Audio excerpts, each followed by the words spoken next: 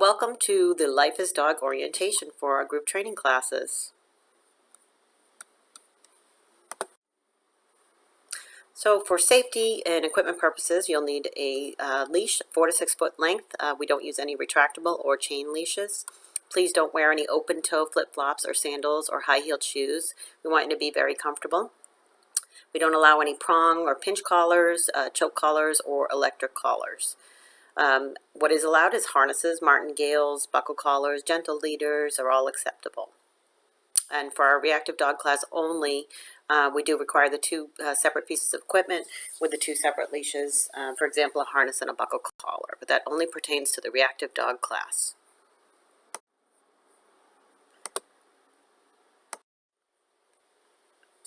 Please bring a treat bag with lots of high-value pea-sized treats, so very small. Some examples of high-value treats are chicken, hot dogs, steak, cheese. These are all excellent high-value rewards. And keep in mind that what works at home will not work here. So please don't be stingy. We want to give them something that's really remarkable and that they're really going to like. Please bring a portable towel or a mat or bed, or a crate is also optional. So some place that they can lie down comfortably if they wish to. Please bring water and a bowl. Please potty your dog prior to class. And don't feed your dog directly before class within a few hours. We want them to be hungry and well motivated by the treats that you're bringing. So why the clicker, or why do we use marker training with positive reinforcement?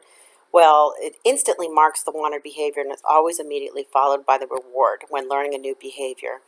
If your dog is uncomfortable with the click or the sound of the click, or for some reason you just cannot accommodate clicking, alternatively, you can use a very short word such as yes, or something that's extremely brief. You don't want something that is long and drawn out because you may be capturing other behaviors with that marker. So you can see that, if a dog is doing several things over the course of 5 seconds and you're saying a long sentence to mark that behavior, then you've caught many different things. But you want to just ultimately mark the exact second where your dog does something that you want. Dogs love it. It promotes creativity. They start offering you different behaviors. It's fun for you. It creates a great bonding relationship with you and your dog. The dog learns faster because the communication is very clear. Simple click. There's no change. If you're able to use the clicker, there's no change in the tone of the clicker. There's no change from one person to another. So it's very clear communication that click, yes, oh, you like that. You gave me something for that. That's great. Okay, I'll do that again. So behaviors are retained. So there's great memory on the behaviors, and you'll see that they'll start offering you these behaviors in order to try to get the reward. And the dog performs the behavior because it's good for the dog. Dogs are opportunists, so they're not out to conquer the world, but they seize the day. They seize the moment. If it's good for them, then they'll do it. So why don't we use punishment or force?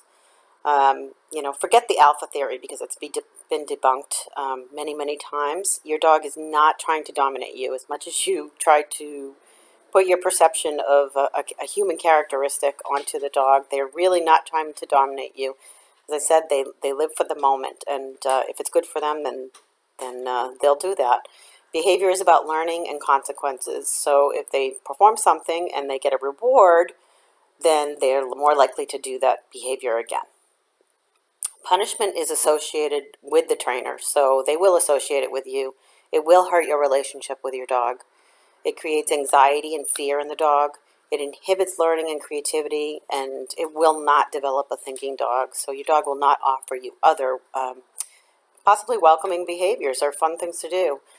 It can cause an increase or exacerbate existing behavioral problems.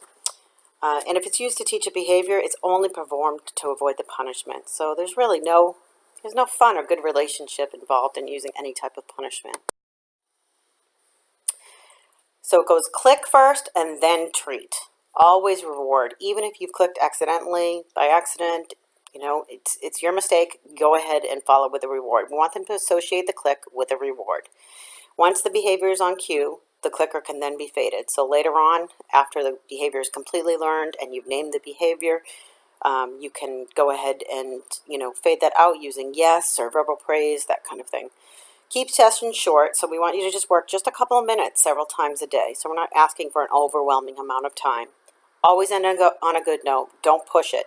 If you're getting successful results, the dog continues to give you good behavior, don't push it too far. End there. End on a happy note. End on success. If your dog is not successful and not doing what you think you're asking him to do, you're asking too much. So we need to back up.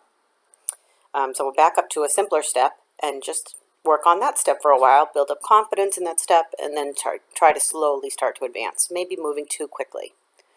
Work on one behavior at a time. Don't confuse things. Don't work on a sit, down, stay. Don't work on several things at the same time. Work in a non-distracting environment. So beginning when you're learning a behavior, you want it to be as non-distracting as possible in the environment. So maybe in the kitchen or in the bathroom or in a closed room where there's not a lot of distractions going on. Reward every desired response because they will learn faster. So higher repetition of clicking and treating in the very beginning.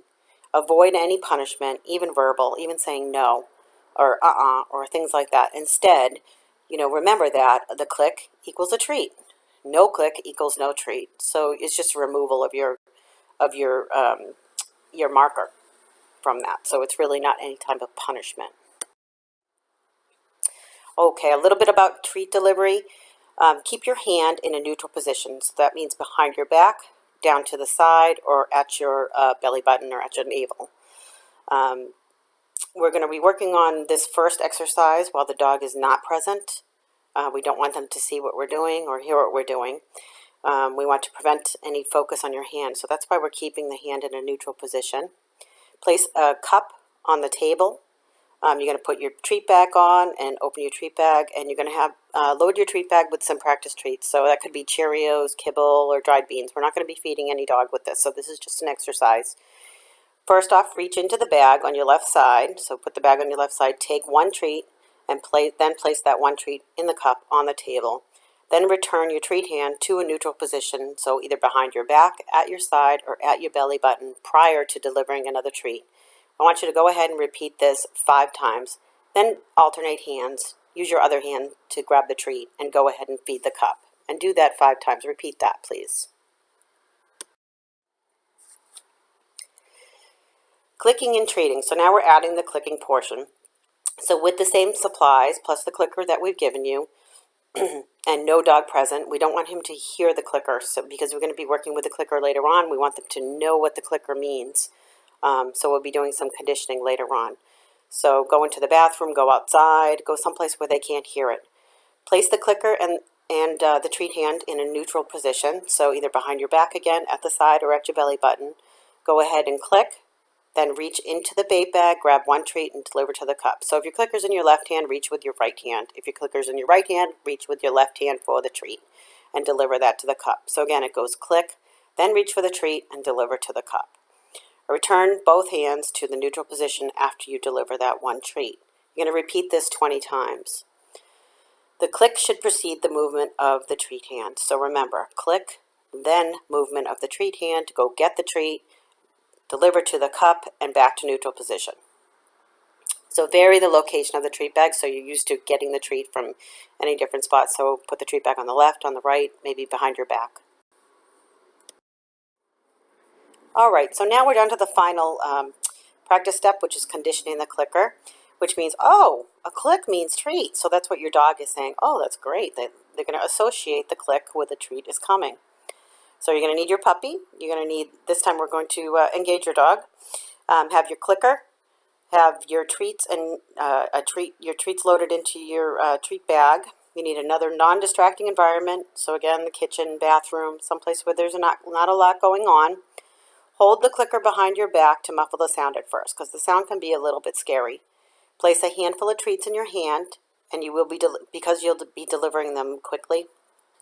At this one time, you're going to place a whole handful into your hand.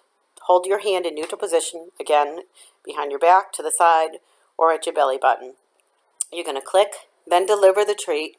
Remember to keep the treat hand still until after you click. So click, then you move your hand to go ahead and deliver the treat to your dog. So you're just going to repeat this. I want you to go ahead and do